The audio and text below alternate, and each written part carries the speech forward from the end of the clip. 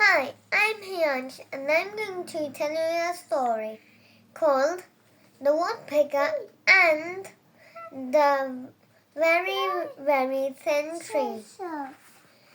Now, the story is actually by Hiyansh. Now, please enjoy it.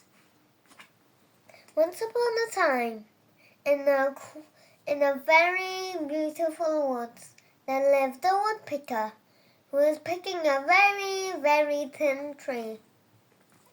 And then Robin Hood came and then said, "Find a different tree." But he didn't listen because he was very naughty. And the tree broke after a few hours and minutes. And then Robin Hood came again. But he glued it. And then he picked it for another hour, and then it broke again.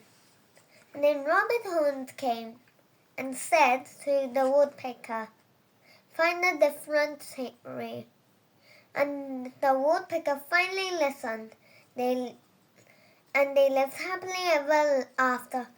Please subscribe our channel, hit the bell, like our channel's shorts, and please follow us so you can learn more about the challenge. Bye! See you next time in my next story or song.